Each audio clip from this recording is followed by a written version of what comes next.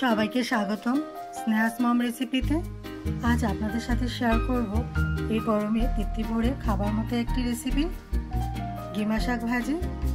অনেকের কাছে এই গিমা শাকটা ভীষণ প্রিয়, আবার অনেকে তেঁতুল কারণে গিমা শাকটা পছন্দ করে না।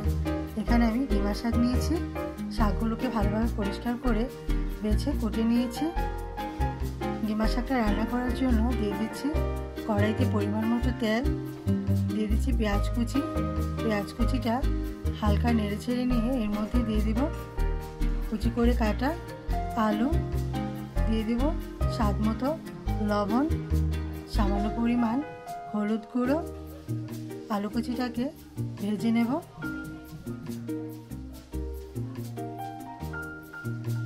আলু কুচিটা ভেজে নিয়েছি, এখন এর মধ্যে দিয়ে দিব কুচি করে কাটা বেগুন।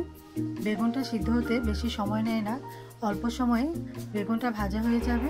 এই জন্য আমি এই পর্যায়ে বেগুন কুচিটা দিয়েছি, সাথে দিয়ে দিয়েছি কাঁচামরিচ ফালি করে নেওয়া। বেগুন কুচি আলুটা আবারও ভেজে নেব লাল করে। বেগুন কুচি আলুটা যত লাল করে ভাজা হয় কিমা শাকটা খেতেও তত বেশি স্বাদ হয়। আলু বেগুনটা লাল করে ভেজে নিয়েছি, এখন এর মধ্যে দিয়ে দিব কিমা শাক। কিমা শাকটা দিয়ে নেড়ে চেড়ে 2 থেকে 3 মিনিট রান্না করে নেব। এর থেকে অতিরিক্ত রান্না করব না, কিমা শাকটা খুবই নরম হয়। অতিরিক্ত রান্না করলে কিমা শাকটা গলে যায়, তখন কিমা শাকটা খেতে বেশি একটা ভালো লাগে না। গরমের সময় এই কিমা শাক দিয়ে ভাত খেতে ভীষণই ভালো লাগে। অনেকেই আছেন তেঁতুল কারণে কিমা শাকটা খেতে পছন্দ করে না, কিন্তু এই রেসিপিটি ফলো করে যদি আপনারা রান্না করেন তাহলে কিমা শাকটা খেতে ভীষণই ভালো লাগবে। এবং এভাবে রান্না করলে আলু বেগুন দিয়ে কিমা শাক ভীষণ মজা হয়। কিমা শাকটা আমার রান্না হয়ে গিয়েছে।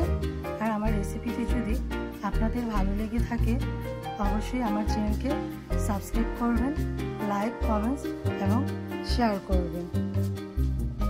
আলু বেগুন দিয়ে গিমা শাক ভাজি গরম ভাতের সাথে পরিবেশনের জন্য তৈরি।